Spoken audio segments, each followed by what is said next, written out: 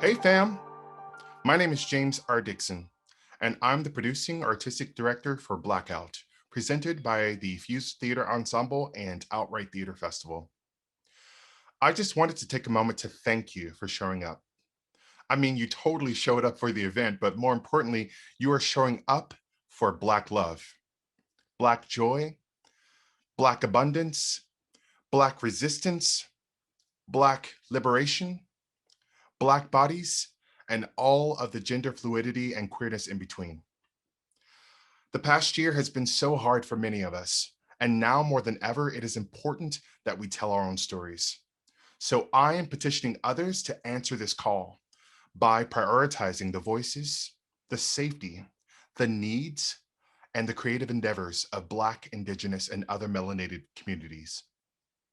This happens on your board of directors, in your audiences, within your donor base, and at the voting polls, and in the streets. It also happens alongside us here at BlaQ.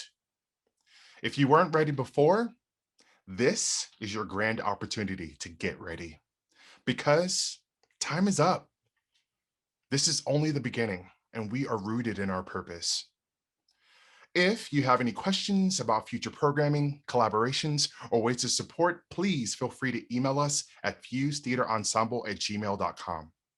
Enjoy, and welcome to the revolution.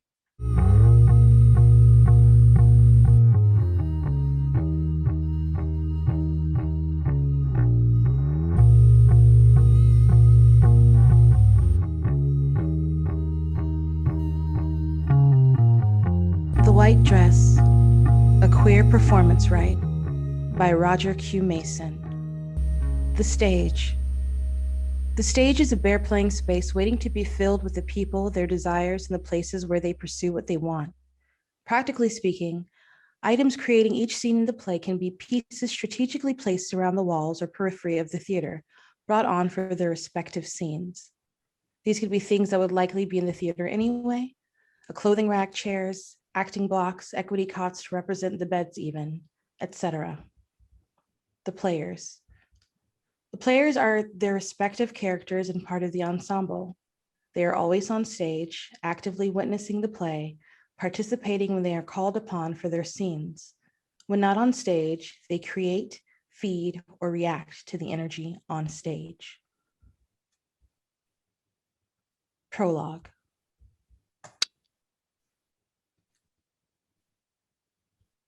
Jonathan Howard stands on a blank stage in a white sheet. He turns to the audience and speaks to them. Perhaps he should say something to them since they paid to see him and shit. Jonathan's alone in his bedroom in his white sheet. It is the softest semblance of flounder you could ever feel. Maybe he has clothes underneath, maybe he doesn't. It's none of your business. Jonathan's 8. He's flying.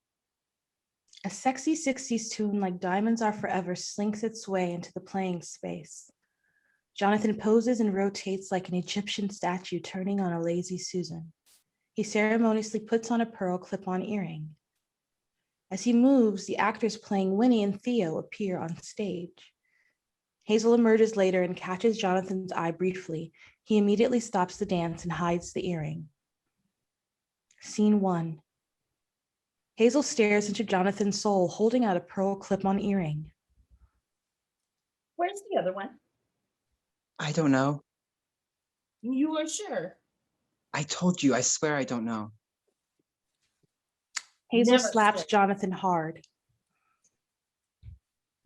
Never swear. Unless you're in a court or standing before your Lord. Do you understand? Yes. Hazel rubs Jonathan's cheek she just slapped. You are my baby boy. Why do you lie to me? I'm sorry you lost your earring. What is this about, John? Huh? You want to wear them? Bakla kabak, huh? Are you gay? What are you saying? Straighten up, boy. Hazel holds her son's hand. Please, for your mother's sake. Mahal mo ba sa nanay? Do you love your mother? Theo Howard, Hazel's husband and Jonathan's father, storms into the bedroom. Don't talk that shit to my boy. Your son and I are talking. Theo grabs his son and shields him. John, go into the kitchen. He goes where I say. This is not your place. Not my damn place, Hazel. Don't say Daddy, don't say bad words. You got something to say, boy? go downstairs, please. He's staying right here. Why do you always do this to me? What? I am Jonathan's mother. The mother sets the tone. Oh, Lord, don't come in here with, here comes this bullshit. Your son took my other earring. She holds out the remaining earring. Theo inspects it for a long beat.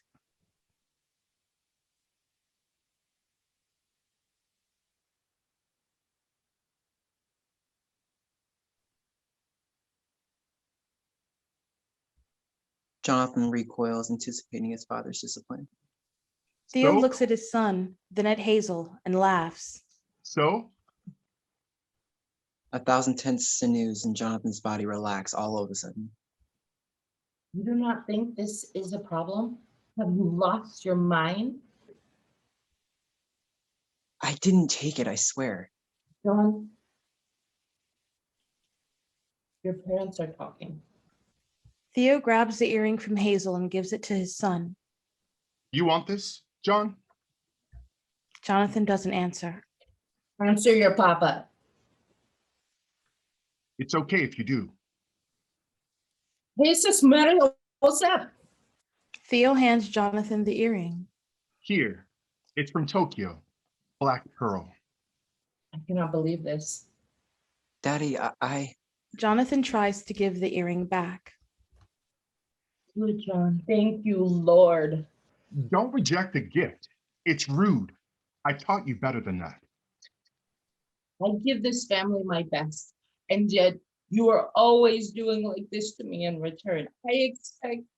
This world isn't going to give you what you expect, Hazel. You should know that by now. That boy didn't take your goddamn earring, and even if he did, it doesn't matter. Shit. If you ain't got good enough sense to hold on to your shit, then you don't deserve to have it in the first place. Hazel begins to cry. Son, you hungry? Daddy, Mama's crying. Ask your mama if she wants something to eat. No, no, thank you, Theo. John, you go now with your papa. Theo looks his wife dead in the eye. Why does he hate that she loves him so? Hazel retreats from the light back to her place in the dark.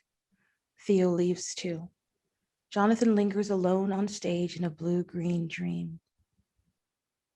Jonathan holds the earring up. The blue-black milk of the orb dances in the warm light. Jonathan dances sultrily like a pearl, posing like he did before his mother came into his room to burst his reverie.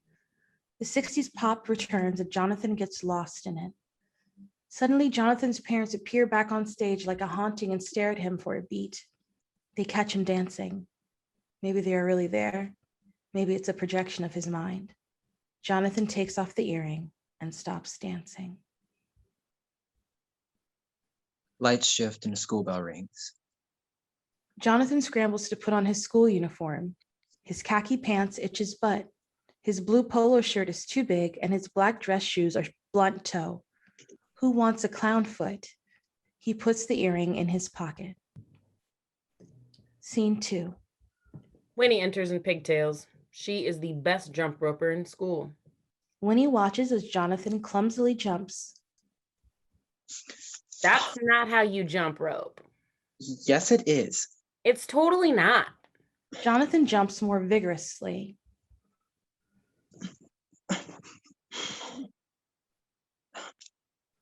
I bet you can't do this. He tries to do a jump rope trick. Jonathan slips. Neither can you. As Jonathan falls to the ground, the earring falls from his pocket. Winnie picks it up.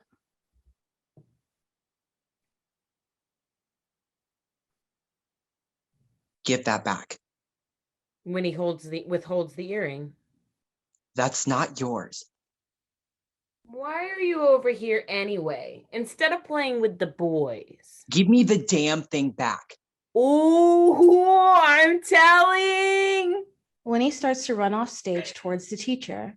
Jonathan, a looted jaguar, cuts her off and snatches back his earring. Wow, not that serious. Whose is it anyway? Your mom's? None of your business. Did you sneak it out of her closet? See, this is why you're all by yourself. Jonathan throws down the jump rope and starts to leave. You got potential as a jump roper. I'm a good coach. It's my dad's. Jonathan puts the earring back in his pocket. Winnie hands him the rope again. Nice. Well, which one? My only one. Oh. Oh.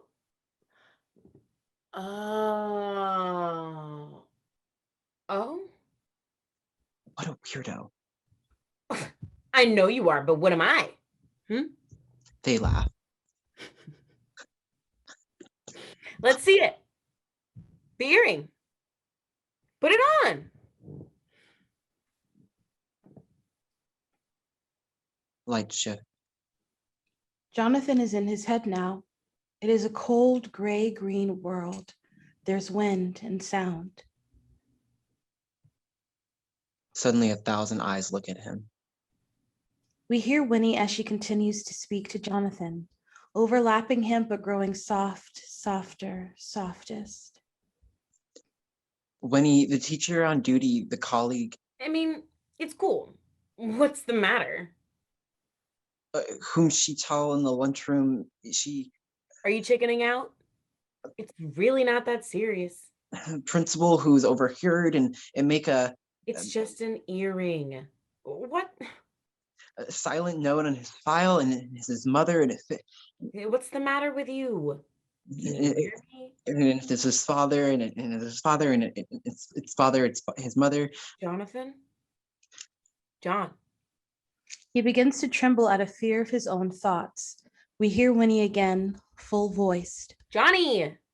Hey there! You okay? Jonathan is trembling fiercely. Winnie puts her hand on his shoulder, but his tremble pushes it off. He puts the earring back in his pocket. 1,000 eyes look to see what John will do next. John jumps, he jumps, and he jumps. And the sailor will see to see what he could see. Winnie looks at him disappointed. Lights shift. Scene 3. Hazel optimistically rolls a bed or a brilliantly designed impression of one from the dark space onto the stage. Now we are in Jonathan's parents' bedroom that night. She is making her marital bed. She proudly fluffs pillows, tightens a fitted sheet, tucks in a flat sheet, adds a comforter, and gets into the bed. Hazel waits. Theo lumbers into the room and spills into bed, not looking at Hazel. She rolls to his side of the bed like a cat and tries to snuggle with her husband. She puts her arm around his shoulder, but he puts it back by her side. Good night. No answer. Pulled over here by myself. No answer. I felt like a single parent at the teacher conference today. Let my son wear what he wants. He took my earring to school. Good night. I have a deposition at 8. This is a critical aid, Theo, and Jonathan's in danger. Don't you want our son to be? What? Good?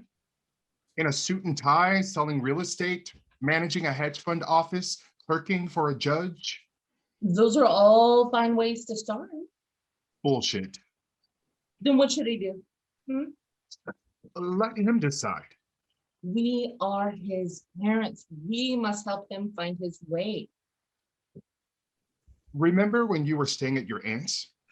You didn't give a damn then. I'd call you up, 10, 11, didn't matter. We'd go out and have dinner and dessert, and then we'd drive all night. But Theo, we have a family now. We were free once. Free, Theo? What, you don't want Jonathan?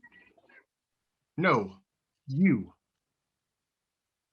My whole world revolves around you. Get a hobby. Why do you act like this? Please, Hazel, I'm trying to get some sleep. Theo turns over and faces the wall. Not every man can be a father. Like a bear angered from his lair, Theo lurches from the bed and barrels into the dark space. Hazel follows him with her eyes.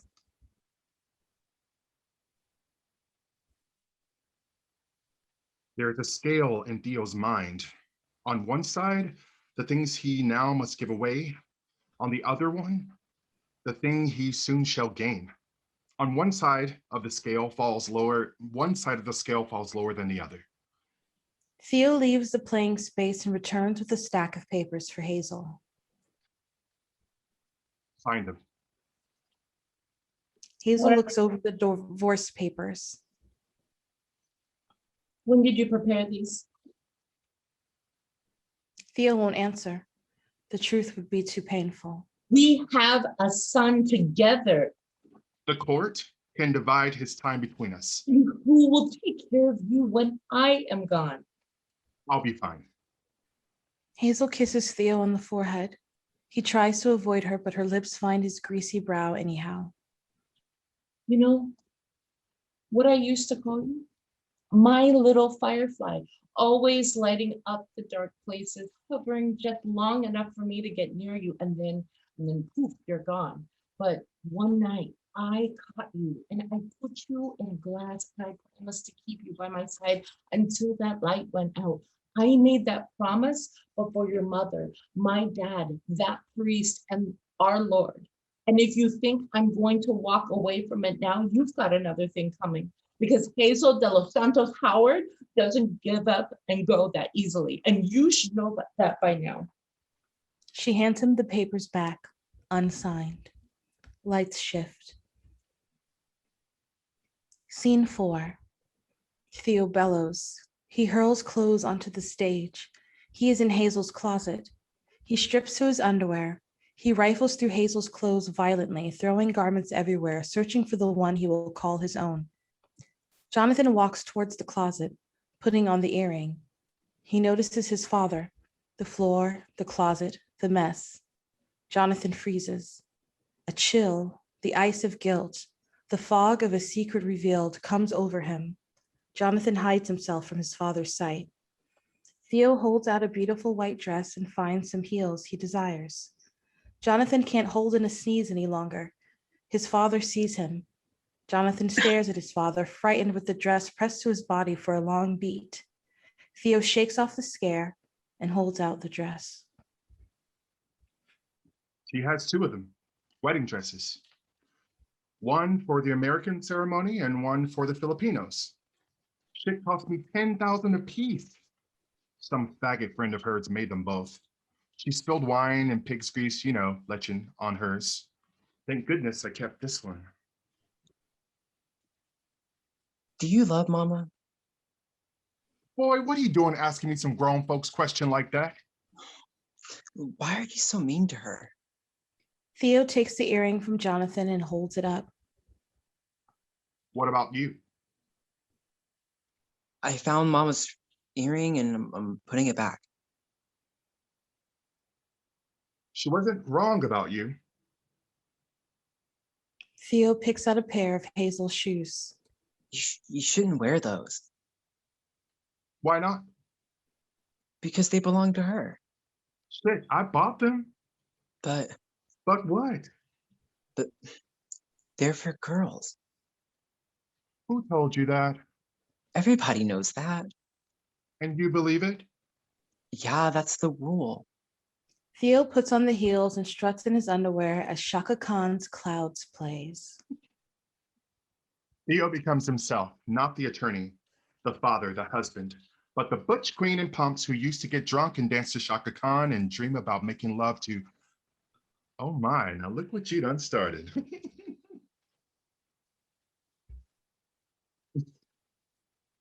You know you're my boy, right? Now, try them on. Theo takes the shoes off. He hands them to his son. Here. What are you, chicken boy? No, Jonathan grabs the shoes. Be a man. Put on the shoes. Jonathan puts the shoes on, swims in them, and struggles to stand up. Don't you feel powerful? this is weird. Walk. Jonathan wobbles at first. You have to loosen your hips and give into the shoes. Let them do all the movement. Jonathan gets better. Like this? You look free, boy. Ah, I should take them off. Jonathan steps out of the shoes. You want to be a man? Yes. Don't look back. What do you mean? You made a decision. You put on the shoes. But those belong to Mama. This isn't right. Did you put them on? Yes. Then they're yours. Theo steps into the white dress. Are there any girls' names you like? Mama's gonna be upset. Theo pulls the dress up. You're getting to be my big boy, and I need to teach you some things about the law. The first lesson is called reassuming possession of your property. Those are some big words, Daddy. I know, but they're important. They're going to set you free one day.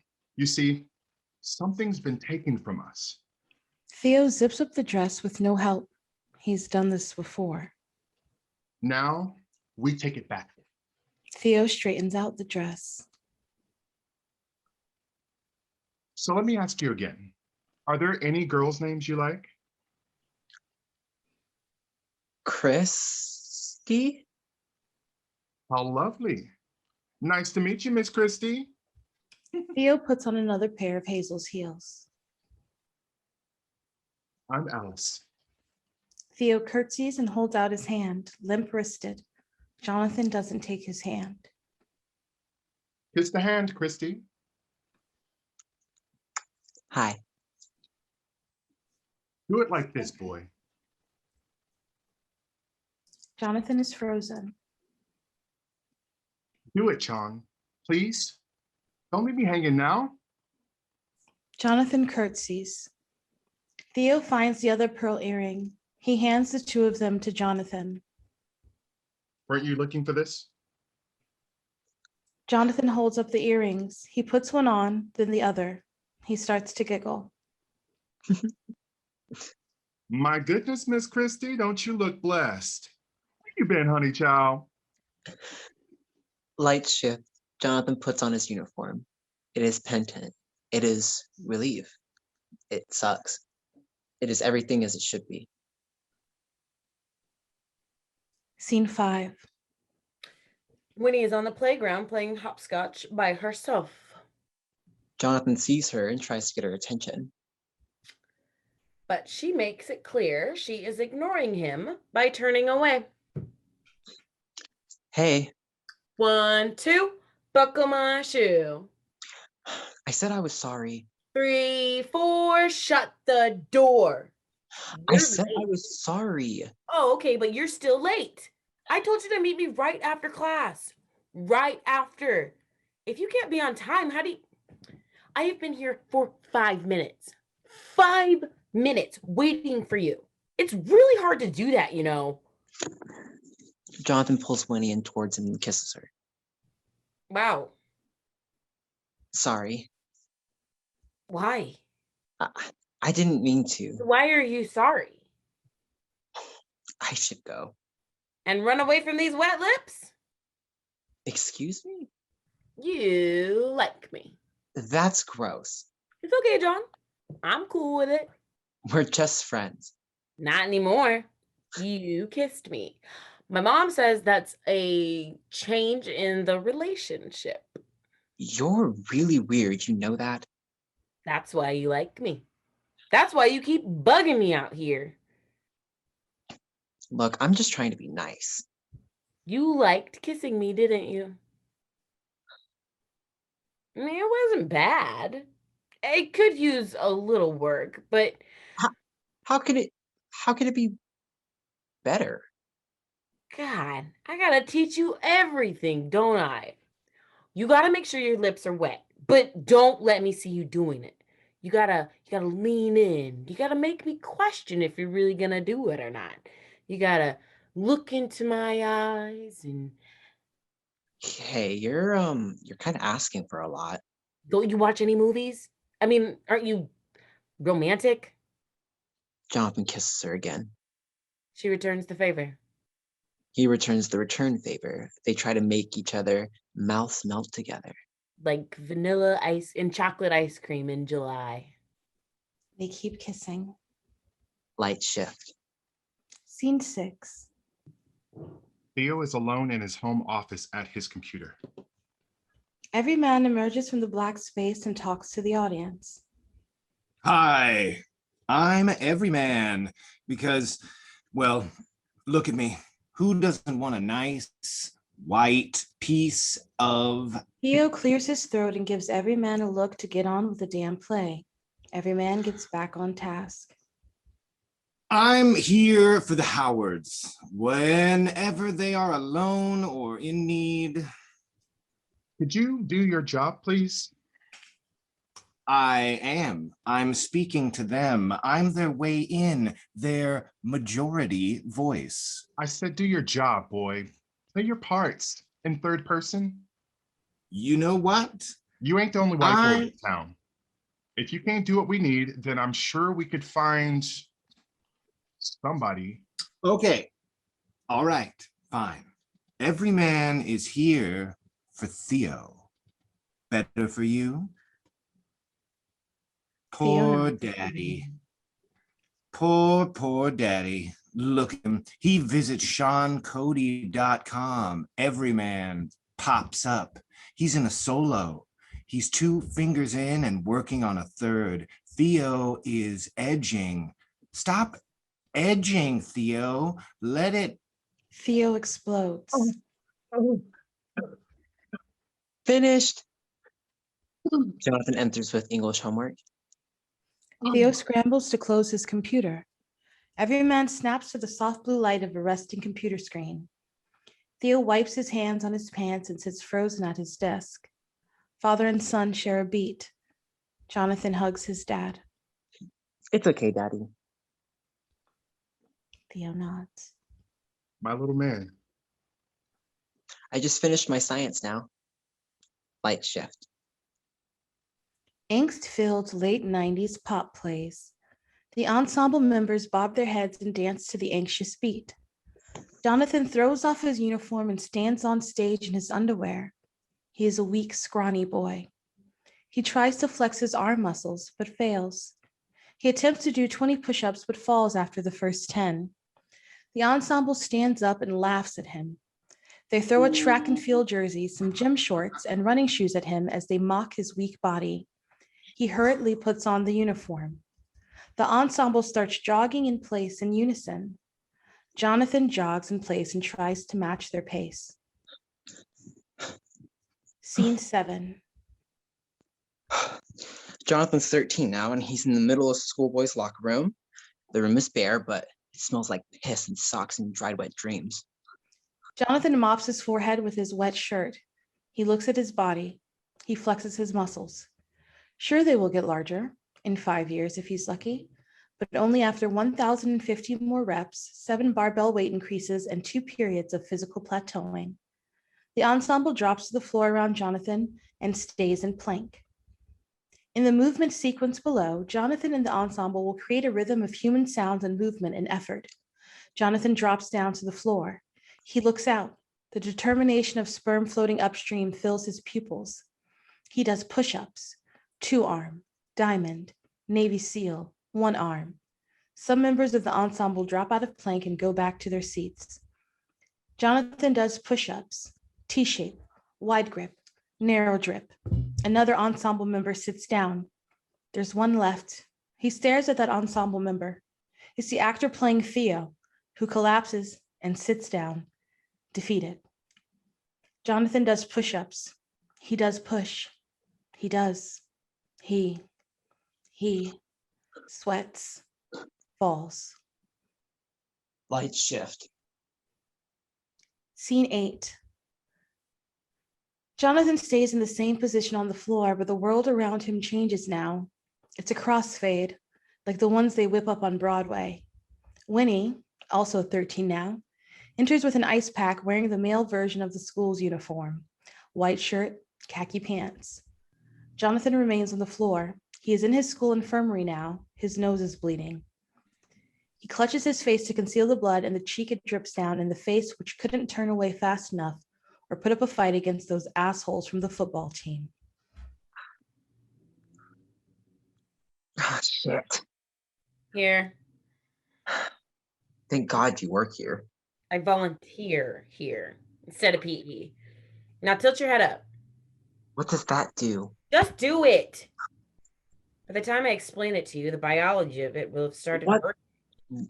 Why does it taste like blood? What happened to you anyway? Those fuckers from practice hit me. Who? I couldn't tell. Put this on ice. It'll stop bleeding. Not I'm not. being nice. Just bleeding. Thanks. Why'd you join the team? I was trying something different. That isn't you. It's cool. I get my cardio in and I've lost weight. Yeah, well, I thought you were going to try dance or something. Nice khakis. You're running, John. The bleeding stopped. The bell rings. Time to sign out. Jonathan stares at Winnie. What? I got biology class, John. Jonathan takes Winnie's hand. You want to go out sometime? On a date? Yeah.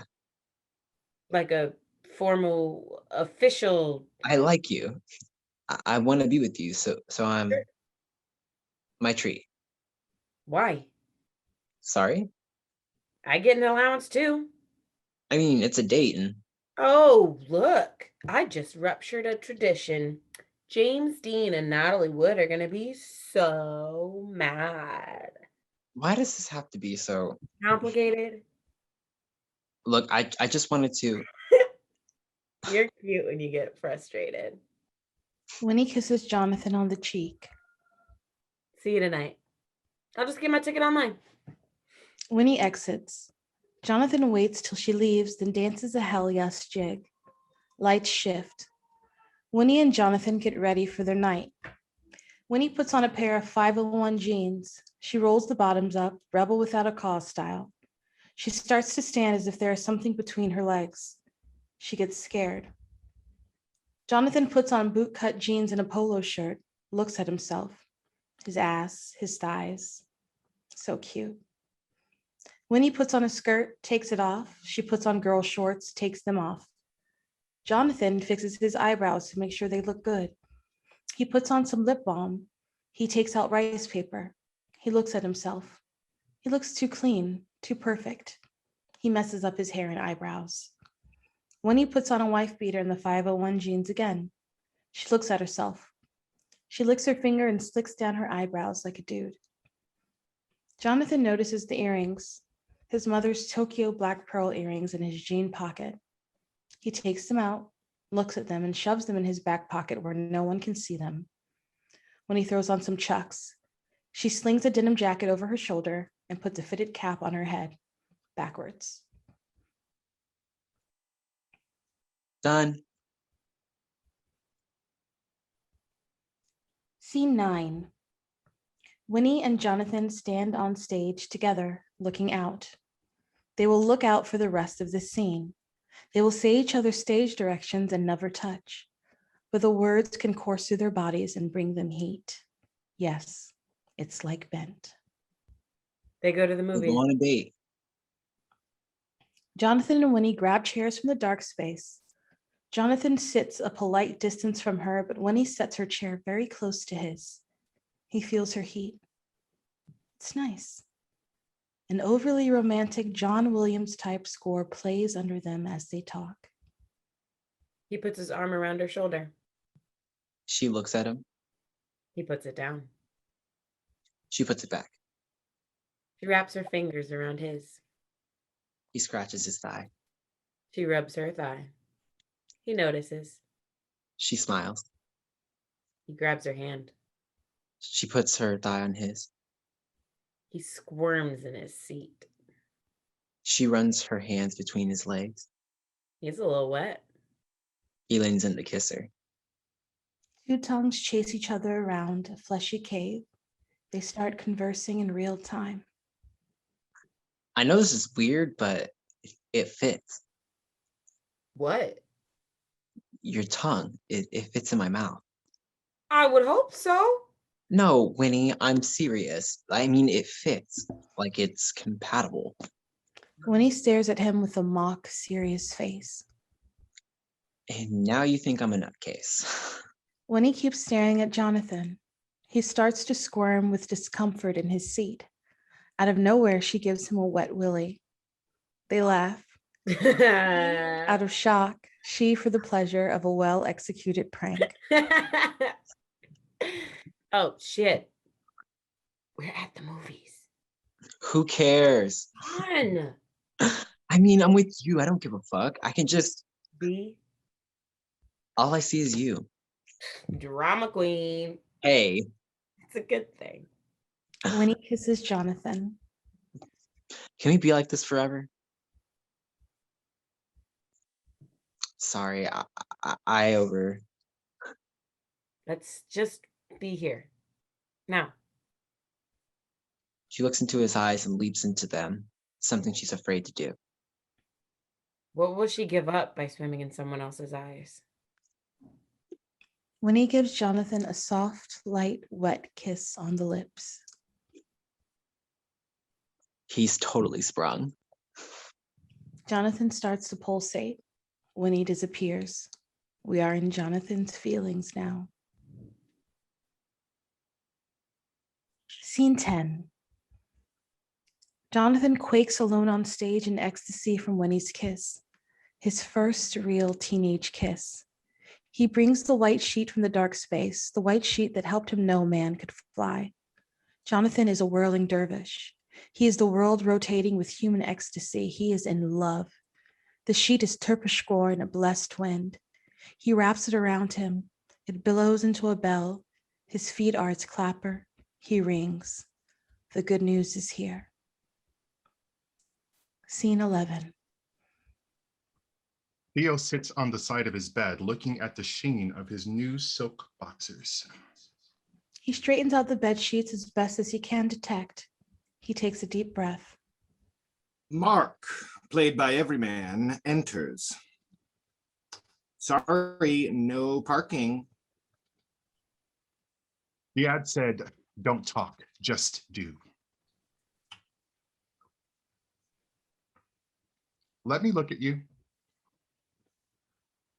Can I take your coat? I guess. Let's try again. Madam, may I take your coat? Mark holds on to their coat. They feel unsafe. Play as I ask, or else you can go. Mark allows Theo to take off their coat. My goodness, sweet thing, you're trembling. It must be almighty cold outside. Say something. Play the role. I was waiting for my bus. You don't drive, sweetie? This is the driving city. No, I don't. How do you get around then? The kindness of strangers. The kindness of strangers. That's good. Tennessee Williams, right? You've heard of him? Wasn't he a fag? I think it was a little more complicated than that. Really? Yeah, haven't you seen that YouTube video on like it's like on the Dinkowitz show or some shit like that? He gets pressed to talk about his sex life and he's like, I've covered the waterfront. And so I took that to mean that What kind of porn do you watch? the usual. What does that mean? Come on, are we gonna? Theo cuts Mark a look. Okay. Your rules, your night. I watch straight porn. Straight porn. It gets me off. There's more flavor in the performances. Someone's more femme, someone's more. I'm sure you can find that in gay porn too. Would you like something to drink? Scotch, straight up. No, Excuse me? that's not a goddamn lady drink. Lady drink, right. I'll have a Cosmo. Oh, how classy. Only the best. You seem like a cosmopolitan girl. You got me, daddy. Who are you calling daddy? I got a kid. Don't be a sick fuck. Sorry? I'll be right back. Theo goes to mix a drink. You have a lovely home. Thank you, my dear. Here. Mark takes a sip of his drink. It burns and he coughs. Theo Ooh. looks at him. Let's get comfortable. Theo throws Mark on the bed. It's a gruff and desperate grasp for an intimacy he's never known before. Mark smiles at him, panting. Don't look at me. Why not? I think you're cute. Don't you look at me, you queer motherfucker. Mark pins Theo down on the bed. Theo pulls away. No one pins Theo down. Theo sits on the side of the bed away from Mark. My name is Mark. Let me do this for you. I'm not your man. Mark walks on his knees across the bed and comes up behind Theo. He puts his hand on Theo's shoulder and begins to massage. Theo throws his hands off. Mark rubs Theo softly and sweetly like a hummingbird kisses a pod of pollen in the brightness of May.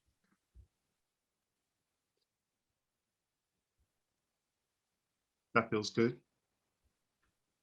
You like it? Yeah. Just tell me when it feels too hard. It's good. Just like that. We won't do anything you don't want to do. Okay. So many knots. You under a lot of stress, huh? Sometimes I just feel like I want to fly. Mark rubs lower and lower down Theo's back, almost at his ass crack. Let's go. Theo gets on all fours. Are you sure? Theo starts pulling off his underwear. Mark catches them with his teeth and peels them slowly down his ass. He puts his face in Theo's ass, ready to eat it out. Theo moans. Oh, Hazel enters and sees the two men. Mark scrambles to his feet. Theo tries to pull up his underwear. leave them down, Theo. That's where they were. Wow. Who are you? How much? Sorry? What does he owe you for this? Oh, it's not like that. Put my hands down, motherfucker, please.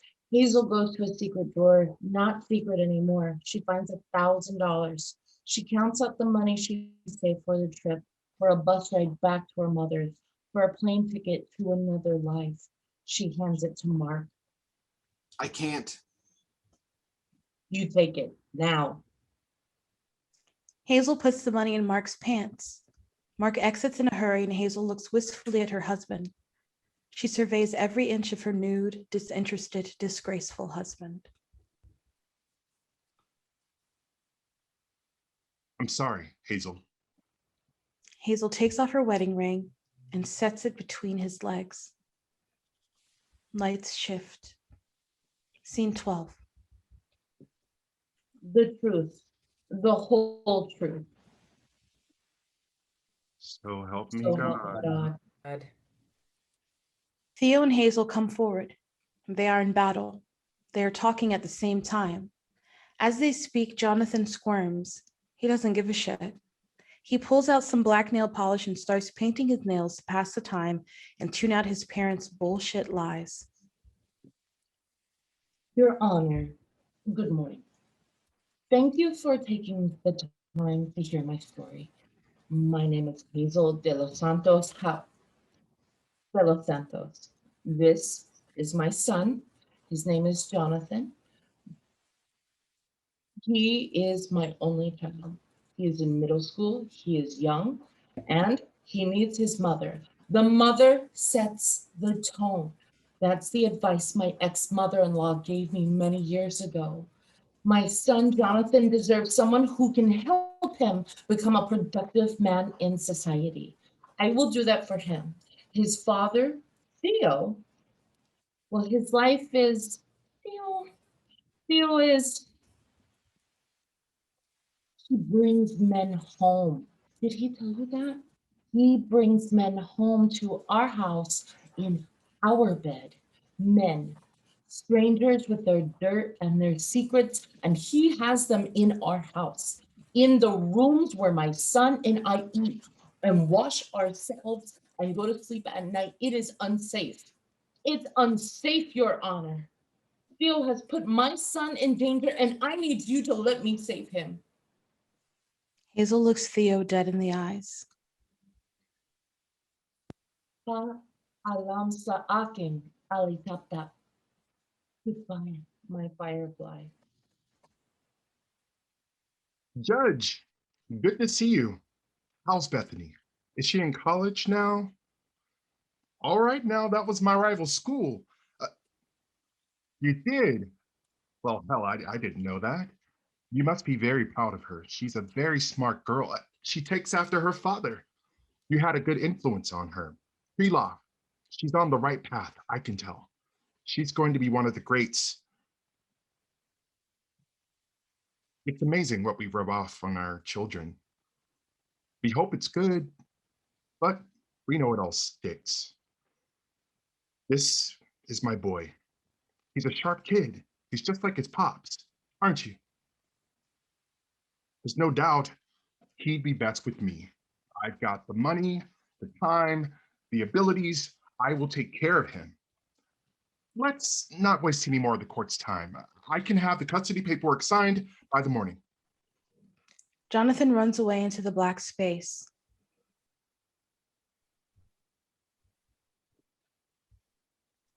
Light shift. Jonathan and Winnie emerge on stage. Jonathan puts on some tight black ripped jeans and a sleeveless shirt. He puts a big full backpack on his back.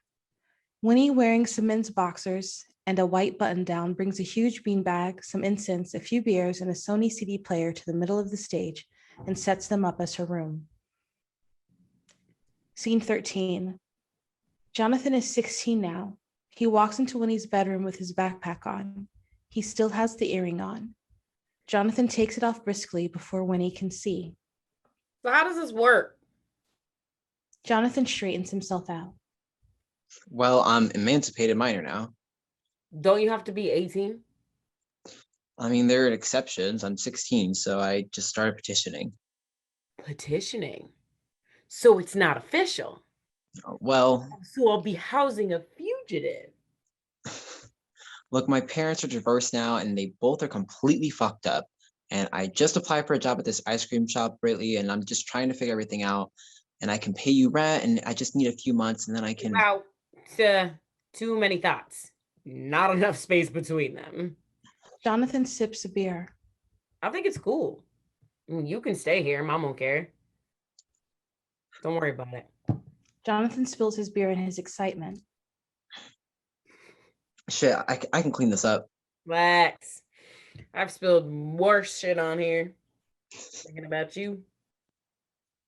She leans in to be serious, then laughed in his face. Man, this is like the best sleepover I never had. What are we doing? We're having beers from my mom's fridge at 16. No, I mean us. I've been with you officially since what? We were 13? Why are you always trying to define shit? Can't you just let it be?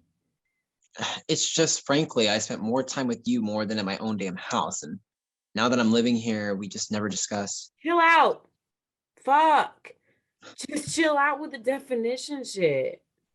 Sorry, I like you and I want you to understand. Let's play a game. No, we need to talk about this. Never have I ever. In 10 years, Never have I ever. The sex edition. you're hiding. In 10 years, we will be. Fruits and vegetables. I'll start. Never have I ever used a cucumber. Fruits and vegetables. Your turn. Okay. Here goes. Never have I ever eaten pineapple before kissing you. You should start. I mean, it does give me a mouth rash. Not for your mouth, silly. For the taste of your cum. You know, 10 years is not that far away. You should unpack your stuff. I mean, we are here right now. Make yourself a home. I'll get into it.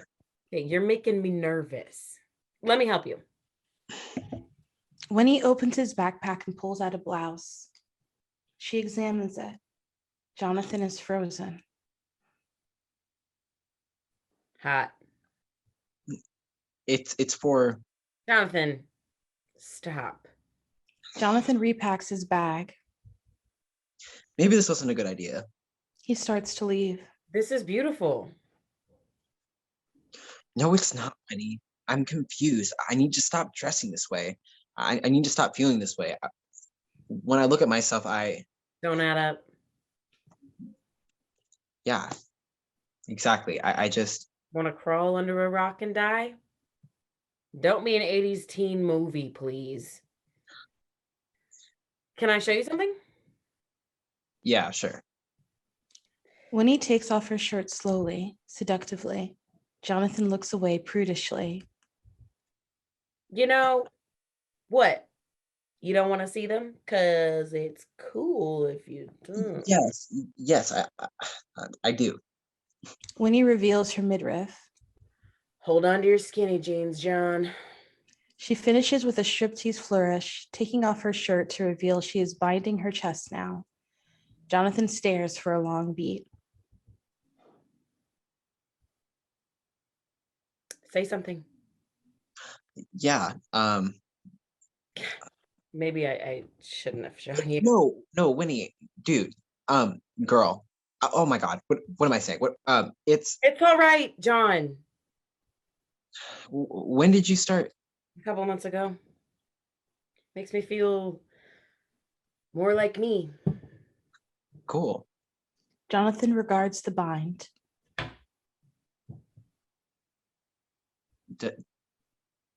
Does it feel Tight? Yeah, at first. hard to? Breathe. You get used to it. Sometimes it itches, though. Jonathan stares at Winnie awkwardly. He laughs out of nervousness. What are you thinking, John? Truth or lie?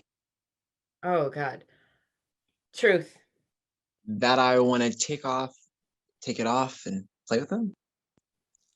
Winnie stares at John. I'm sorry. I shouldn't have. I was insensitive. I'm not respecting your. I'll let you.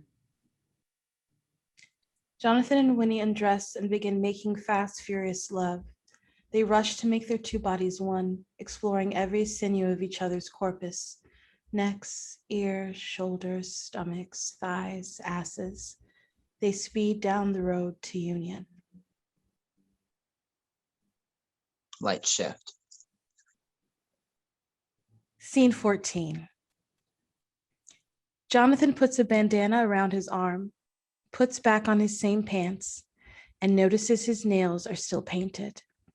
He struggles to bring a heavy box from the dark space downstage. Hazel enters with her new man, Baudry, played by Everyman. She wears yoga pants and a cardigan. He's in a wife beater and trucker hat. Bo scoffs at Jonathan struggling, snorts snot back down his throat, and goes downstage. Hazel and Bo are now downstage in their new house. Bo puts down the box and starts stretching his abdomen. Hazel clings to Bo like he's life himself. Bo stands unfazed, but liking the female attention. Jonathan continues to struggle in the dark space. Should they go over here? Whatever you think, babe. You must have an opinion. Whatever you like, babe. This is our house. Jonathan enters with the heavy boxes. Mom, these are heavy. Ooh, don't break a nail, sweetheart. Baudry takes Jonathan's black-nailed, wrist-scarfed left hand and bows. Screw you, asshole. Jonathan pushes him. Hey, Jonathan. Baudry puts up his fists. It's all right, Hazel. I've taken on worse. All right, show me what you got. More than you think. They near each other. Jonathan throws his first hit. It's more of a bitch slap than a punch. Bo ducks and the slap doesn't land. Oh, nice slap, Mary. Jonathan slaps again and actually gets him. Now Baudry is ignited. Through the following dialogue, they will spar with their fists. Again. Oh, please. Jonathan swipes at Bo again. Oh, is that all you got? Jonathan swipes a third time, but Baudry twists his arm. Motherfucker. Oh, yeah, you got that right. Poetry. That is not in our new house. I don't live here. Yeah, right. You're in some emancipated freak commune. I live with my girlfriend, for your information. Girlfriend, sure. I get more pussy than you ever have. In your fucking dreams. I said enough. Ma, I'm not staying for dinner. More pork chops for me, baby girl. Why don't you just go away, dude? You're not even a part of my family. Ma and I can handle this from here. Hazel, Whoa. throw me out, boy. Tell me to go and not look back. Jonathan cannot throw Bo out. Exactly. I'm going bowling. Listen to me, Baudry. And when I come back, Your things will be outside. Who's talking about? God, no, they will not. I will decide who comes and who. Baudry leaves. Hazel looks to Jonathan. That guy is a piece of shit. Don't use that kind of language in my house. Why are you with him, Ma? I can make decisions for myself. At least Theo. Do not. No, do not mention him in front of me, please. Bo is good to me. He is a mailroom loser at the office, Ma. What are you doing? Baudry is taking classes at night. I study with him. He's earning his AA degree, and what he does, I will help him. You don't need this, Ma. You don't deserve. Maybe I was a girl and I sleep too much under the guava tree and the smell sticks to me, okay? That is why all the men run away. Jonathan attempts to embrace his mother. She stops him with her eyes. Hazel looks at her son, his nail polish, his bandana, his pants. Why do you do this to me? What are you talking about? Hazel picks up his hand. This, John. You are always doing like this. I'm alone again because of this. Ever since you were my baby boy. Always things like this. Your father, he's in you too. My God.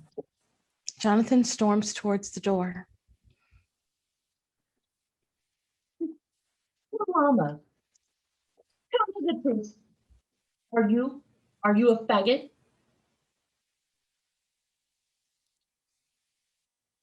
Okay, it's okay. Yes, that is okay with me. If you are, I just want to know. Okay? We're alone now. Okay? No one else is here. You can tell me. Oh, please. I just want to understand. Jonathan comes back. Winnie and I fuck every night. Jonathan, please. But that's what you want to hear, right, Ma? That's the story. So now you can rest easy. I just do not understand. You're with her, then why do you do like that? Why do you wear like that? I don't know, Ma. I just feel like it. But that's not. Right? Appropriate? What am I supposed to do? Actually, I don't give a shit. It doesn't matter. Just like your father. Don't bring Theo into this. Always making up your own rules. I'm not Theo, Ma. I didn't leave you. I'm here helping you. I am not Theo. I am not Bo. I am fucking me. With these nails, with these shirts, this bandana, these pants, I am helping you move in. So this is who you are, John. Yes. You really believe that? He fumbles to find boxes to move. Do you have any more boxes? You could be such a good-looking boy. Please. Just let it be, Ma. All I want is the best for you, Jonathan. Mahal mo ba ang nanay mo? Do you love your mother? This is exactly why I live with Winnie. You know what your problem is? Too much freedom. Okay? You Americans choose everything, how to dress, how to act, who you want to spend time with. When I come here, I have a mission. I get a job, find an American husband, send money home. There is no time for trying things. Okay, I do what I need to survive, but you and your papa, how you live? Ay, nako, ito isang luxury na naman. That's it, Ma. I'm out. No, John. No, just you stay here. I gotta go. Be with your mama first. Please, I'm asking you. I don't want to spend my first night.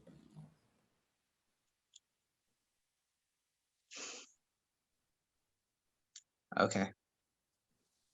Jonathan continues moving boxes. You are eating good there with, Yes.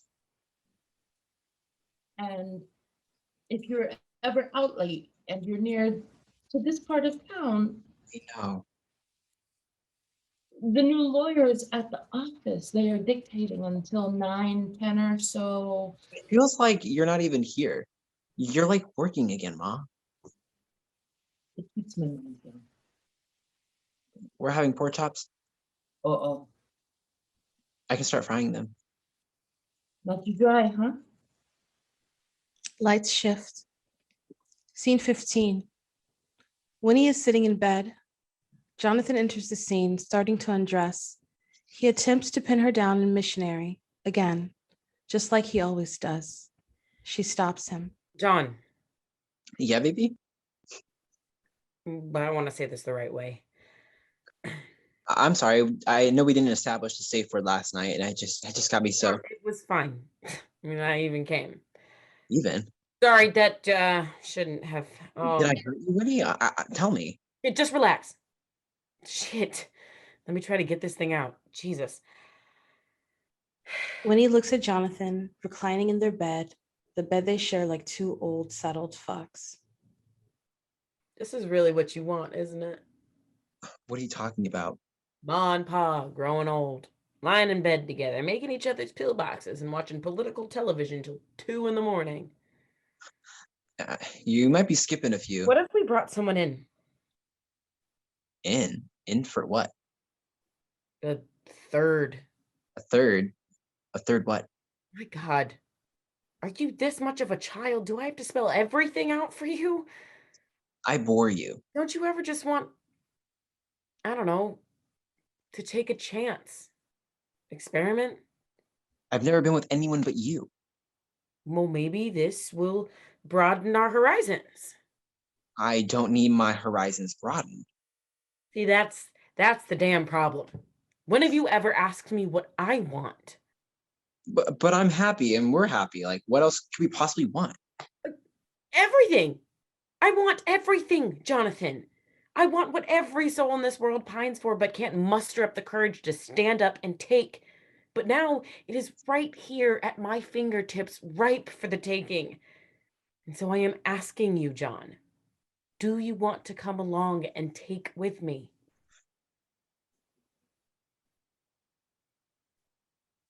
Their name's Kate. Kate? They are really sweet. What are you, a dyke now? Winnie slaps Jonathan hard. Don't you ever fucking call me that. I'm sorry, maybe I was sick out of the day of the sex ed, but when two girls sleep together, Ooh, 2 girls. Who said? a dude Any. named Kate. Now I'm really confused. No, actually, strike that. I'm not. I get it. I understand. Now that I know who I am, I'm not hot stuff for you anymore. The experiment is over. The charity is closed. The exotic glow is the helplessness. A confused fuck named John is dim. And so you move on to your next. You know what, John? No matter how much makeup you press on your face, how many blouses you steal from your mother's closet, you will always be a fucking man. Taking and defining shit like it's yours. It's yours just because you're you. Jonathan, you should go. Where? I don't know, John. Just pack your shit up and go. Jonathan gathers his things. It's a long and slow beat of theater business, almost performance art. Winnie coldly puts out her hand. Keys. He hands them to her. Who are you, Winnie? Time to find out. You should too.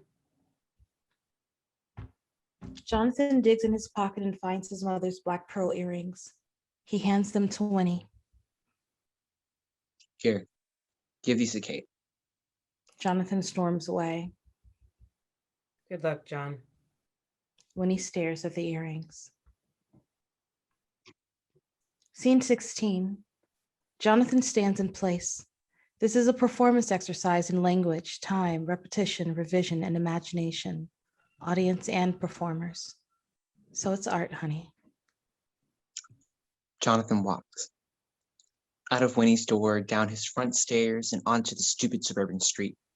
He walks past 1 door, 2, 3, 4, and his house is not his anymore. Some Koreans have moved in. They have 5 kids. Amma, Appa, and Grandpa set a table for 8. Rice, garlic pork, and green salad. Good for them. He walks.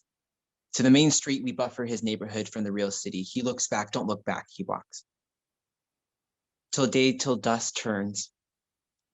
Till sweat forms a dark, hot, wet circle in the space between his back, his shirt, and the back of his bag. He walks till his stomach growls and he needs to fucking eat something. He looks back. Don't look back. He walks. When he's only 20 blocks away, apologize. Say you're sorry. You're wrong. You lick some other girl's clit and you'll like it. You'll watch them kiss each other and call each other babe. Did she even call you babe? He looks back. Don't look back. He walks. Till his feet hurt. Till he's a part of the town where he doesn't know east from west anymore. Till he gets a Charlie horse. Fuck!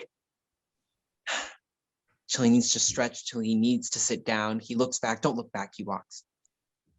Till he sits on the park bench, the dark night of his blanket. Shh.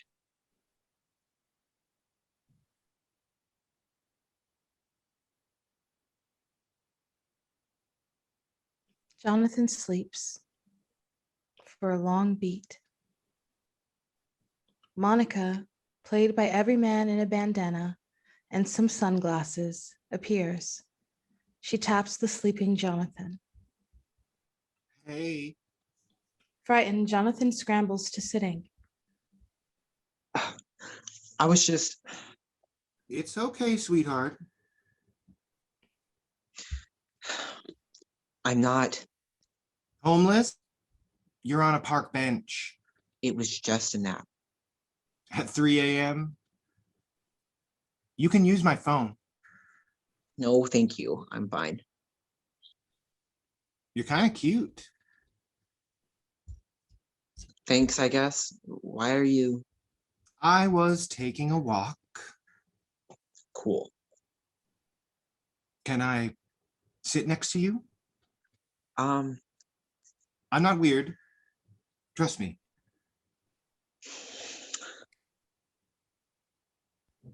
I just want some company. two's better than one, I guess. You mind if I hold your hand? You need money, and I mean, I need a friend right now. Yeah, I should go. $50, Good night. $100. Jonathan starts to walk away. Don't you want to not feel alone just for an hour or two? Come here. Keep company until the sun comes up. 200. Deal. They sit till the sun pierces the black hole of night. And, Good morning. oh yeah, sure. You got soft hands. They could get you places. She hands him $200 and exits. He gets the idea.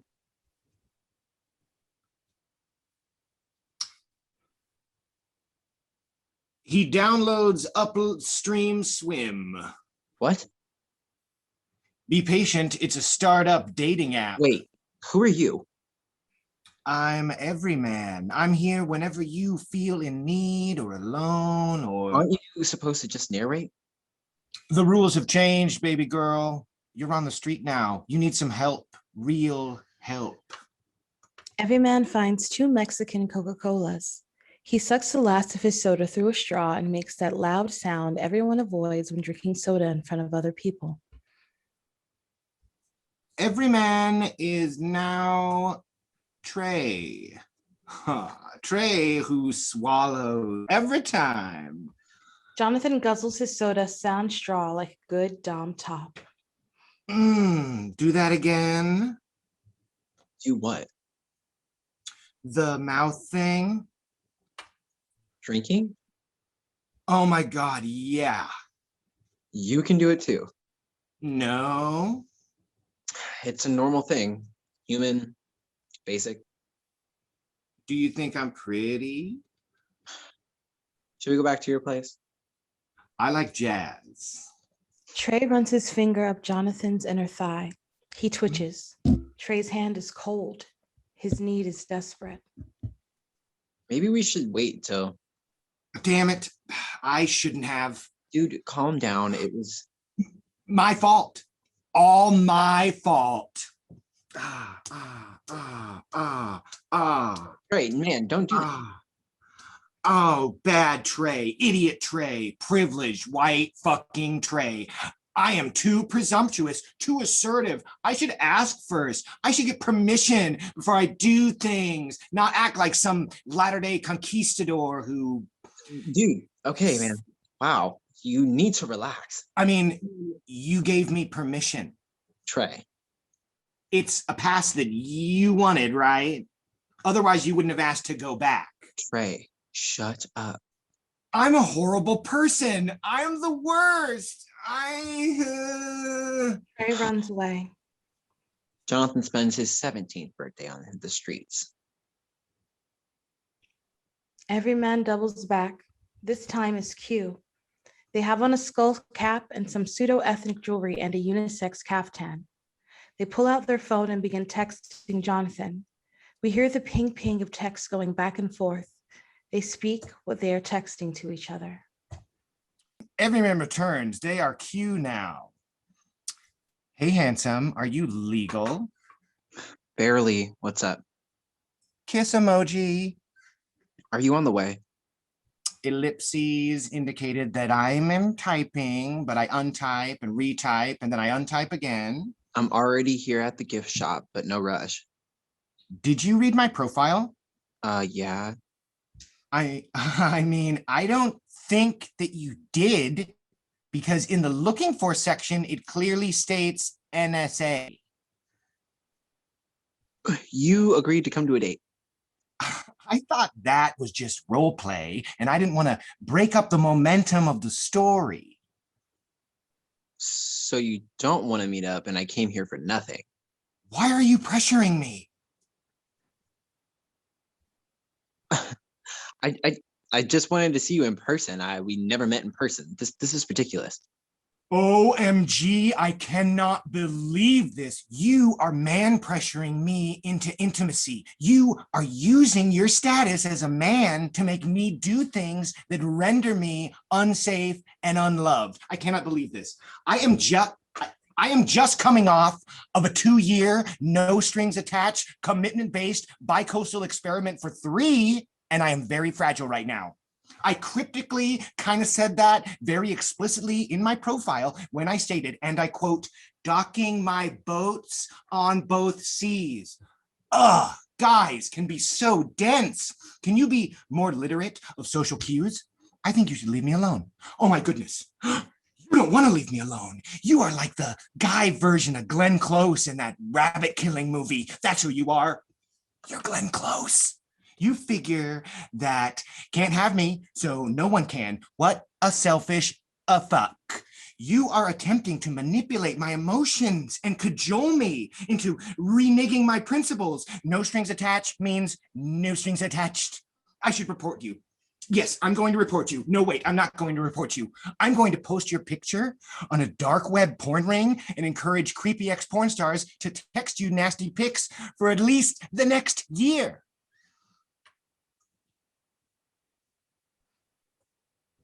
So you're not coming, and I'm sitting here in the selfie museum for nothing.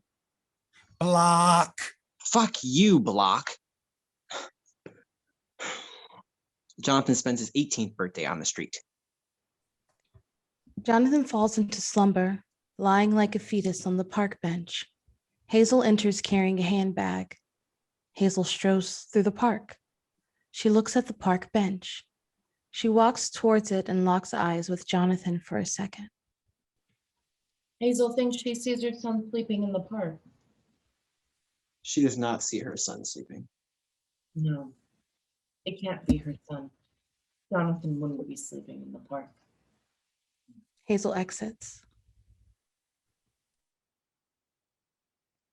Jonathan sleeps in the park. Night after night, the boys stop answering his ads on the app because they're on to him now. He's only looking for a place to stay. The seasons change, the rain pours nonstop, and John can't take the goddamn cold anymore. Shit.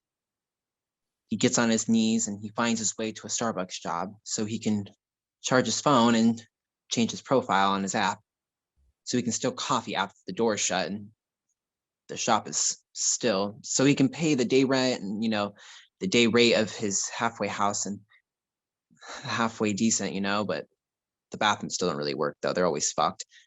Anyway, so he always tries to wash himself, and his supervisor comes in one morning in a rush, and goddamn, the Starbucks bathrooms are so clean, man. Shit. Anyway, he gets caught one day, scrubbing his arms into the bathroom at 4:45. So John's sleeping on the streets. Again. Is it even worth waking up? Lights change. Every man pulls out a tie and puts it on. He's Jack now. He sends Jonathan a message on the app. Jonathan springs from his hopeless stupor, looks at him. The world stops. Every man is Jack now. Scene 17. Hey. You want to meet up? Well, say something. Handsome? Yeah, please. I'd love that. Cool. Let's say 9. I'll text you the address in a little bit. Could you send it now? My phone's about to die in. A phone sound indicates the sending of an address. Jonathan finds a sweater and puts it over his musty clothes as his date outfit. Lights change. They're at an eatery now. Man, parking was a bitch. Jonathan stares Jack up and down. He has to say something. I took the red line. You know, I've done that once. It's really comes in handy, especially during rush hour. Literally a parking lot out there. And everyone is batshit crazy on the road. I don't drive, actually. Really? Is that a problem? No, not at all. It's cool, actually. It's just, you know, this is a driving city. I'm from here, I know. A native, nice. We're a rare breed. So many transplants. I was reading this book about this town. Basically, each generation seems to have built on top of the last with no reference or reverence for what came before. Like it's a city of forgetting. Exactly. Civic memory is important, you know? Touche. It's how I think of my projects. You're... A contractor. Ah, really? I do shit with my hands. That's hot. It's a very ungay profession. Says who? I mean, not to be stereotypical, but See, that is the problem. too many people focus on what it looks like and what is expected. Preach. Amen. Oh, why were we on that fucking app? To find each other. Jack makes a funny face. Aw. What are you having? Water's fine for me. Nonsense. This is a celebration. My treat. I'll go up and order for us since you're not. A hesitation. When a man buys you a drink, you know you'll have to. If you don't drink, it's totally cool. Fuck it. John decides what he'll have. Basil Hayden, straight up. Great. I was going to have the same. Shit. What? 2-man drinks. 2-man drinks. Are we gonna have a problem?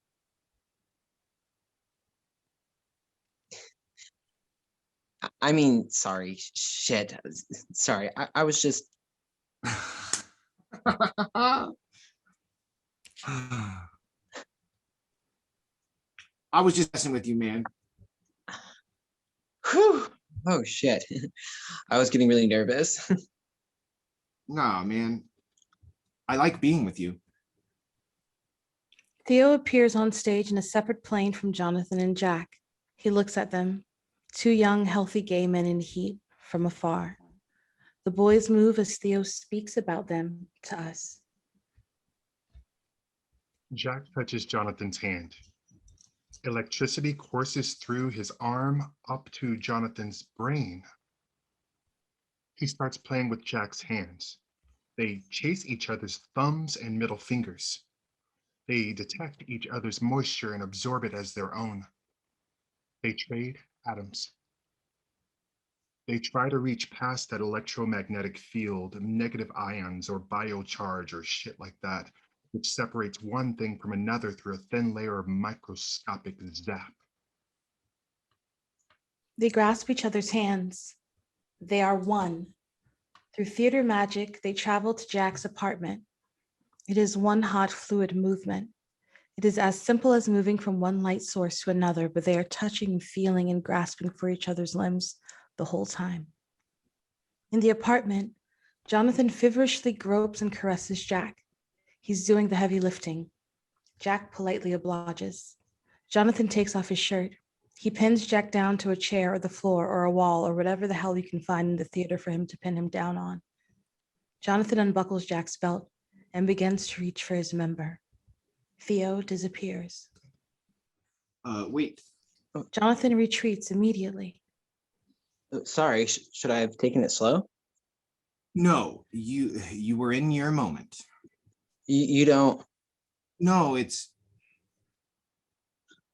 look. I wait. Listen, shit. I just You're not into me. no. Wait. Shit. Listen, I like you this very much, but it's more of an emotional thing for me than a physical one. Okay. This is corny. This is stupid. I'm a weirdo. I know it. Looking for a lifetime cuddle buddy. That's what I should have said in my profile. It's cool. It's fine. Let me get you a card. No, I'm fine, really. Let's hang out. This is gonna be different. I can still get you the car To where, Jack? to your. I don't have one. Oh, I should go. I'm sorry. Jonathan starts leaving, but Jack grabs his hand. He plays with his fingers. your fingers feel nice. Thanks, I guess. You're sweet. You know that? You are too. I'd like it if you'd stay around for a while. Jack puts his head on Jonathan's shoulder. Jonathan reluctantly puts his next to Jack's. He cannot look at him. Lights shift. A dance of queer non-intimacy that Pina Bausch would love. Jack and Jonathan embrace, hold hands, and kiss each other very briefly. Jack breaks away. They embrace, hold hands. Jonathan tries to nuzzle. Jack breaks away. They embrace. Jonathan grabs for Jack's hand. They both break away. Jack moves to embrace Jonathan like a platonic chum. Jonathan breaks away. Jonathan moves to kiss Jack. They break away. Jonathan moves to unbutton Jack's shirt. Jack breaks away. Jack and Jonathan stand opposite each other. Jack smiles and waves. Jonathan breaks away and speaks to us as Jack leaves. 1,095 days. That's how many days make up 3 years. And that's how long it's been since John's been touched. That's how long he's endured Jack. For the air conditioning, the condo, the fancy wine, the TV, the nice clothes, the domestic companionship. John's 21 now, and he needs a drink. Scene 18. Jack's favorite bar, the Black Cat. Winnie is dressed in a button-down, hair slicked back, vest and jeans. She is bartending. What do you have? 2 shots of the priciest shit on that shelf. Hey, is Sam? Yeah, he's off Tuesdays now. The kid, That's right. He knocked up. well, he and his fiance decided to get pregnant. Right. Yes. Sorry. I didn't mean. Don't apologize to me. Apologize to the millions of people assigned female at birth who've been victim to this rhetoric and the actions it's invoked from the vigors of men's loins for centuries. Nice. Women Studies 301. Actually, the Feminist Ecology 401, a graduate seminar to which I was admitted as a senior because, though an undergrad, I am very good at writing emails to the dean and even better at protesting nepotism when I don't get what I want. You're a trip. What's your name? Win. While pouring 2 shots. Win, as in winning. That's it. Here. Macallan 18. It's the best I got. Jack hands 1 to Win. Oh, I can't. I insist. No one will ever know.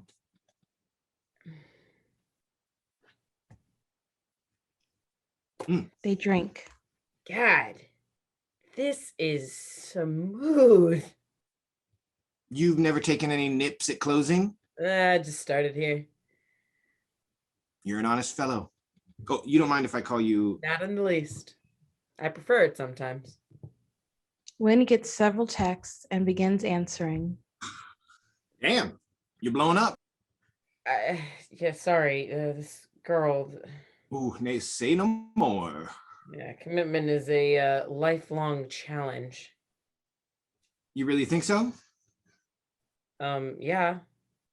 Jesus, sometimes I just need some fucking space. I mean, do I really do you really need me to tell you about every second of the day? If you're really in it together, it shouldn't be. You hooked to someone? Now, that's a phrase. I guess so. You guess? Either your bedroom is empty or you have someone in I'll it. have another. Uh, Prashad, that shit's like Customer is always right. fair enough. Wind pours. Jack downs the shot. What if you just don't want to touch somebody? That could be a problem in an intimate relationship. I like him, this guy, very much. He's smart, confident, a little naive at times. I want him to be with me, like for a while. And sometimes I look at him, his hair wet from the shower, the veins, the lead from his fingertips up his arms to his shoulder, his good bulbous calf. Fuck, I just want to. You want him, babe. But sometimes the physical. Pollutes the purity of the spiritual. Yeah. Maybe, or maybe I'm just not. Don't do that. Labels don't set queer tables. It takes all kinds to make up our little pink, blue, purple, magenta world. I let someone go once. We didn't want the same shit, so we parted company. I think about him from time to time. What happened to him? Maybe he's better off. Maybe he wanted so desperately to settle down. Shit, and I've been roaming ever since. You're lucky, man. You really are. My 2 cents? Try and give your guy a little more of what he wants. Jack takes the bottle.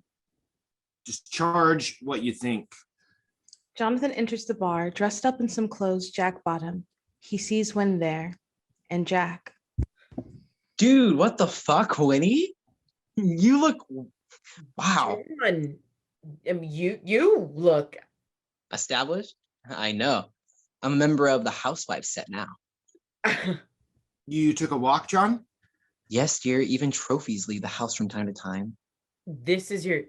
Jack, Winnie and I went to school together as kids. Wynn looks at Jack dead in the eyes. Yes, this is him, and she knows it. She won't say a thing. Good.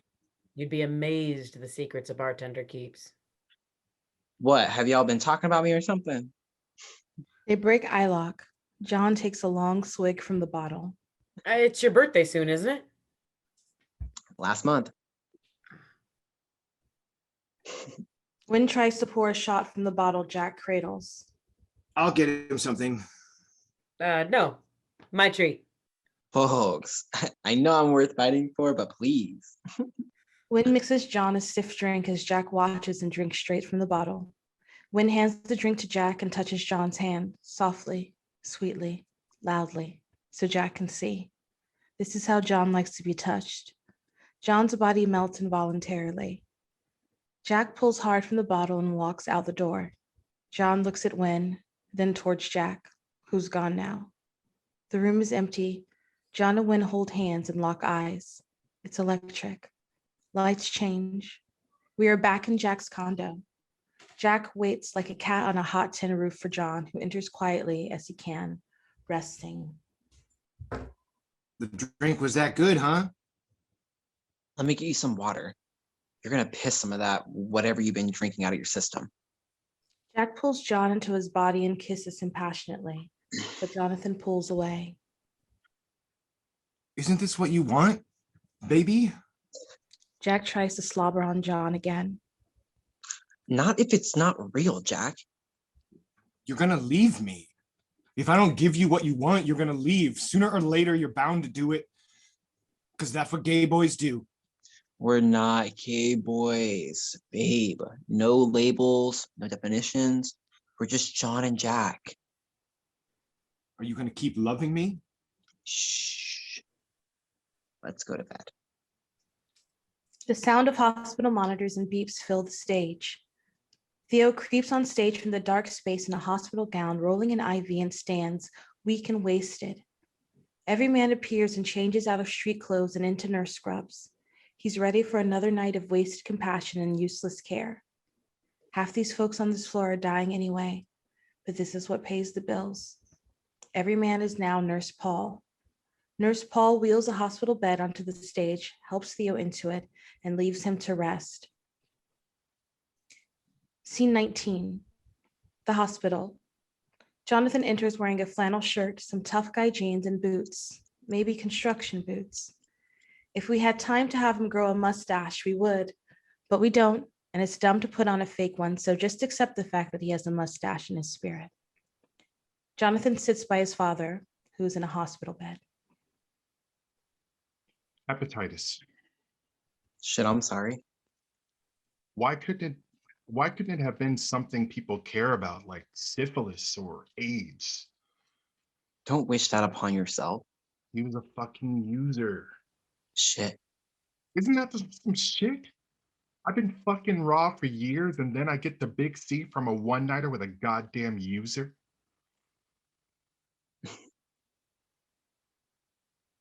Who are you fucking these days? Wow. What? Indulge me. Lighten the mood. You ever hear from that girl? What's her name? Jonathan decides to tell a lie. Winnie's no longer in the name of my memory bank. Shit, I don't blame you. That was pretty fucked up. She ended up liking pussy more than you do. When was the last time you talked to Mom? I don't know.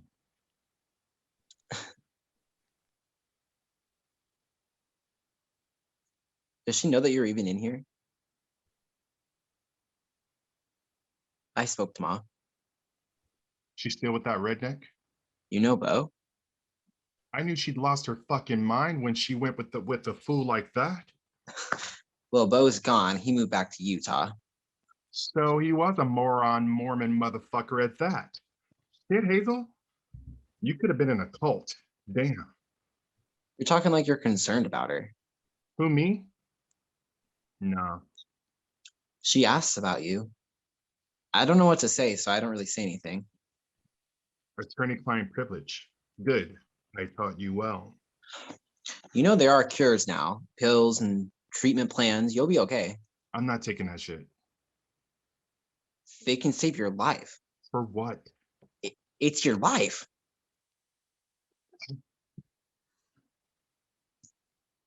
I closed my practice 5 years ago and moved in with Mark. We were starting our own business, a new life. I could just be, and Mark didn't care. We had no rules in our relationship, no expectations. So you didn't want to be a father. Oh, John, Bullshit. that's not what I said. I can read between the lines. Stop twisting my words. I'm just picking them up and running with them. If you've come to criticize me, then I can ask Nurse Paul to escort you out. A goddamn Peter Pan. I can't believe it. At least I lived, Jonathan. At least I lived. I've had my fun. And where are you? Jonathan starts to leave. Does your boyfriend know you? I'm not here to talk about my love life with you. Does he know all of you? Not everything is what it looks like, okay? All we do is touch hands. Y'all are on that progressive shit. This is all your fault. Really? You're the one playing handsy with a cold fish, dressing up like a cheap faggot lumberjack. Fuck you, Theo. You don't know who I am. I know who I am. Oh yeah? Call me then. They share a long and penetrating beat. Nurse Paul walks in. He does P90X between shifts and Hunty, real talk, it shows. He gives a great sponge bath. Time for your bathing, sir. You don't have to stay for this part. I wasn't planning to. Nurse Paul turns Theo on his side to begin washing his ass. Is this your pops? Nice guy, huh? Jonathan can't answer. Scene 20. A black stage. Hazel appears in the middle of the stage in the red light of cathedral candles. Hazel is at confession. Hail Mary, full of grace, our Lord is with thee. Blessed art thou among women, and blessed is the fruit of thy womb, Jesus. Holy Mary, Mother of God, pray for us sinners, now and at the hour of our death. Amen. Theo appears in his hospital gown. He's in the psychic space to the left of Hazel. They speak together. I can do this, Hail Mary, full of grace. but it won't go away. Our Lord is with thee. This I have, I hate, I have, this hate Blessed I have for art thou among women. He ruined my life. Blessed is the fruit of thy womb. He embarrassed me. Theo, your Holy liver is, Mary, Mother of God, Theo, your liver is eating your life. pray for us sinners, And you deserve it. now and at the hour of our death. You had it all. Amen. Hazel needs to repent. She repeats Hail Mary, as does Theo. The two of them are heard in the background. Meanwhile, on a third part of the stage, Jonathan appears naked in the black space. He holds out a white dress, flouncy and wonderful. As he says Hail Mary, he puts it on slowly, cautiously. Hail Mary, full of grace, our Lord is thee. Blessed art thou amongst women, and blessed in the fruit of thy womb, Jesus. Hail Mary, Mother of God, pray for us sinners, now and the hour of our death. Amen. Now, Jonathan and Theo say Hail Mary in the background as Hazel speaks in the oral foreground. My husband is dying. And I want to feel some time for him. Hazel looks up at God. On another part of the stage, Theo starts struggling for breath as he continues to say Hail Mary. Jonathan also continues saying Hail Mary under Hazel's speech. But you are making me not feel anything for him. You tell me that is wrong. He's a sick man, and he was always sick. And you read even before he. I stayed with him anyway. And even when it's not fun, because that is the rule. You marry the man, you stay with him. I follow the damn rules. I follow your damn rules, and I followed and followed and followed them all of my life. And where have they gotten me? My son, he ran away. Theo stops speaking, takes a last breath. He looks straight at Hazel, cold, dead. Hazel tries to connect with him in body and spirit, but he goes. He exits, taking the trip from which no man has returned. Hazel turns to her son, Jonathan. He finishes putting on his new dress and exits. Hazel looks around the church. No one is there, maybe not even the priest. I'm alone because of you. And who will be with me now? I don't know. I just don't know. I just don't know anymore. Hazel takes a breath, frigid with godlessness. Amen. Hazel leaves the church for the last time. Lights shift. Scene 21. Jonathan and Jack's apartment. Jonathan stands in front of Jack in the white dress. Jack stares at him for a long while. A little longer, a lot longer. Jack thinks about the chick his mother made him kiss at the middle school dance she chaperoned just so the head of the PTA would stop criticizing her carrot salad while she was really thinking, oh my word, Marge, your son is so colorful. He wasn't. But for that town, he was. This is who I am. Beautiful. That's it? I love it, babe. Seriously. Look, let's talk about this later. I gotta head out to work. Wow. Baby, I'm sorry, but I have got to go. Screw you, man. What do you want me to say? I'm over here fighting. I'm expressing myself for these motherfuckers over here saying they're yes, no, left, right, up, down, inside out blinders, thinking that their way is the only way. And I am standing here with you. I get it. Do you honestly think it's easy for me being the only gay guy in construction I know? I'm not normal, Jack. And it has taken me a lifetime to sit here on my own 2 feet and stand here and be on my own and be this person. I know, John, honey, and I am so proud of you. Jack grabs Jonathan's hands. Don't fucking touch me. Look, if you don't want my support, then to hell with you, man. Your support. Am I your charity case now, Jack? That's not what I meant. I really do have to go. To your precious job. The job that pays our rent.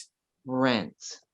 Yes, rent. Nuts and bolts, the basics, survival. You don't even know the first thing about survival. You don't have to work. You don't pay rent. I just let you be. What else do you want from me, Jonathan?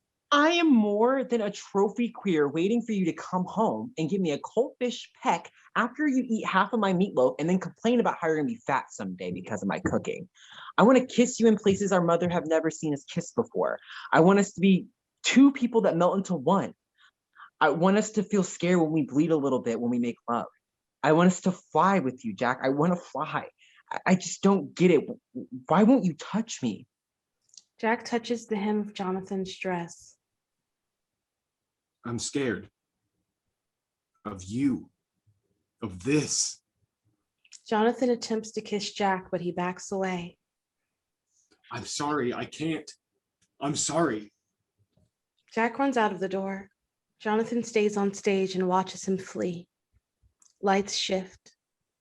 Scene 22. Jonathan stands on stage with a bottle of tequila. Honey, he is drinking.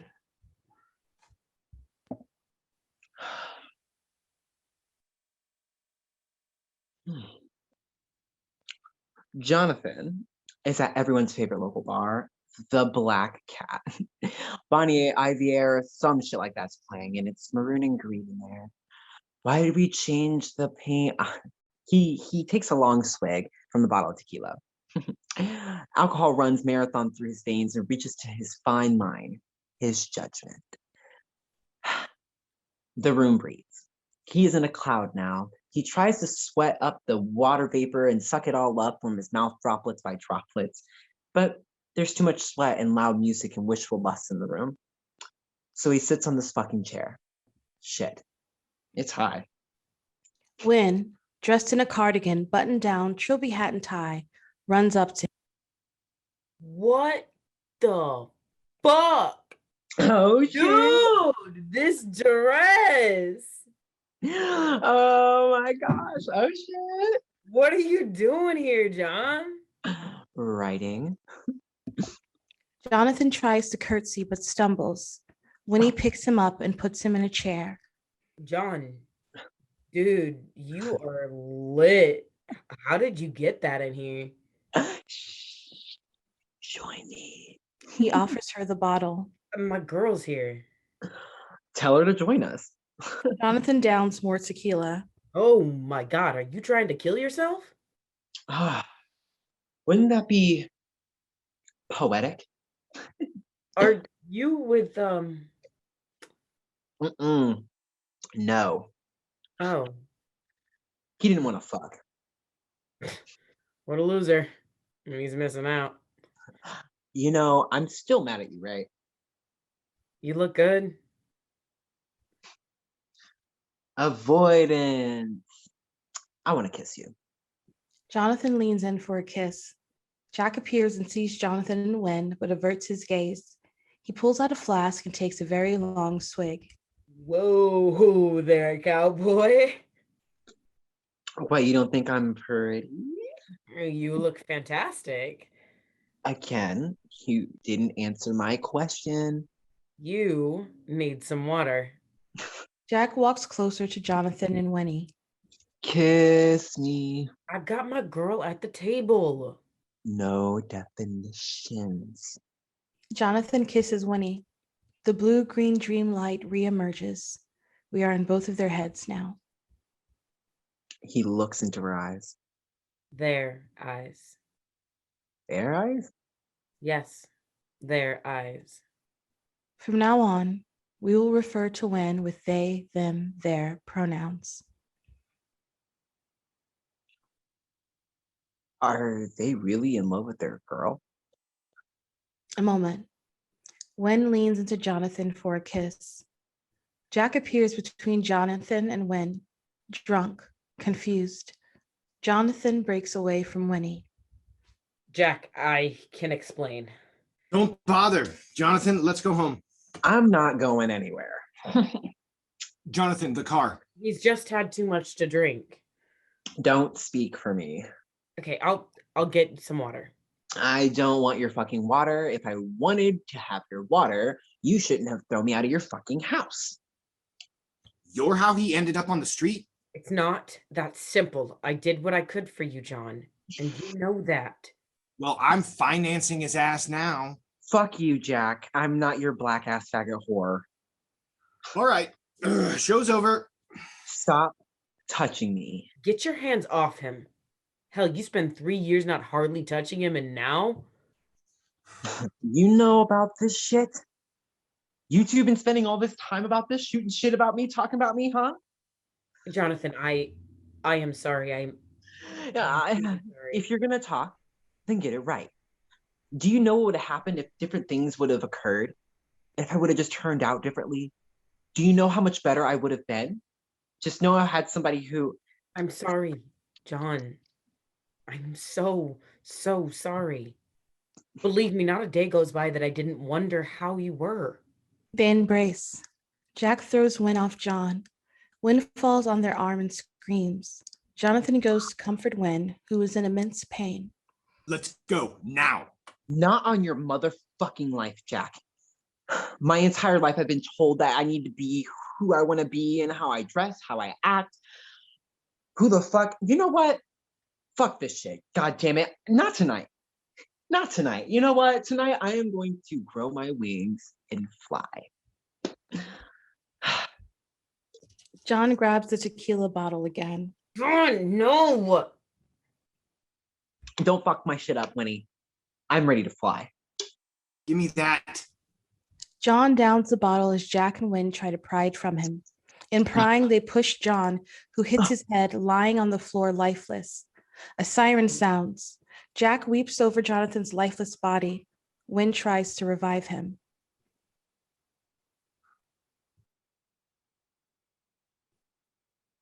Lights shift. Scene 23. Jonathan lays on the floor of the stage in a pool of red light and red fabric. The ensemble emerges. Theo should appear wearing his hospital gown from his last scene in the play. As the following physical action occurs, we hear the monologue below in voiceover, underscoring the scene read by the actor playing Jonathan. In the red of darkness and light beams, the clarity of self-love. We are essence, baby. And essence can neither be created nor destroyed. We are perfect just the way we are, out of the womb. The legendary children.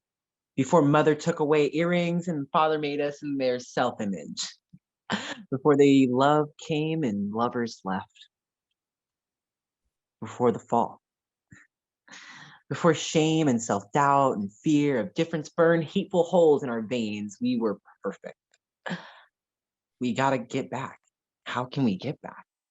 Show us the way back to perfection, forgiveness. Ah, me. Forgive them. For they did the best they could. The ensemble surrounds Jonathan. They breathe life into his collapsed body again. They encircle him and remove the red fabric from his body. The actors playing Hazel and Wynn strip his body of clothes, so he's only in white underwear. They leave. The actors playing Theo and Everyman stand Jonathan upright. They stain his hands red, the blood drawn by broken glass.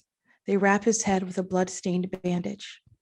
Theo takes off his hospital gown and puts it on his son, Jonathan. As the voiceover monologue ends, we see Jonathan standing, bloodied hands and a crown of gauze. Lights shift. Jonathan is catatonic and speechless. Bright heavenly light floods the stage. Lights shift. It is a fluorescent, temperature-regulated, twice-a-day, sterilized world. Scene 24. Jonathan is in the hospital with sounds beeping around him. Wynn enters the stage in a sling. They cross to Jonathan, bandaged and unresponsive. Jonathan feels the heat which traverses worlds, conscious and unconscious. He feels the IV in his arm, the saline coursing through his veins. He tastes last night's tequila and last night's kisses. He hears a voice which makes him hard and mad and limp all at the same time. He opens his eyes. The world is blurry. I hope it's okay that I, Come in. Jack's out there waiting.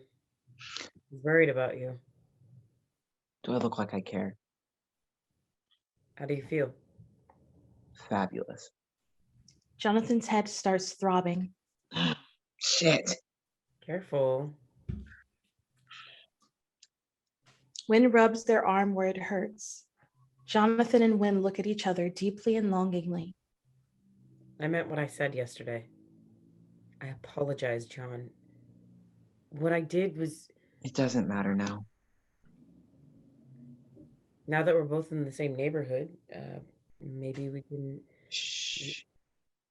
We're here. Right now. I brought you something. Wynn pulls the Tokyo black pearl earrings out of their pocket and hands them back to Jonathan. He takes them in his hand and laughs. Jonathan and Wynn sit for a long beat. Jonathan clips on both of the earrings. The machines that beep in a hospital start to beep and beep. They make a rhythm. Jonathan starts to dance to that rhythm, first slowly in the bed, then he gets up, though in pain, and starts to dance. Hazel enters in a white pantsuit carrying a white orchid. Jonathan stops and freezes immediately. He takes off the earrings and puts them on the bed. He straightens out his gown. Hazel sees her son bruised, bloodied, bandaged, and she cannot speak for a while. Hazel sets down the orchid and picks the earrings up off the bed, putting them back on her son. She looks at him, proud and Don't straighten up for me. Ang aking anak ay maganda. You are beautiful just the way you are. Jonathan embraces his mother with all the love in his heart. Wynn bears witness, hovering very nearby. Lights blaze, white. End of play.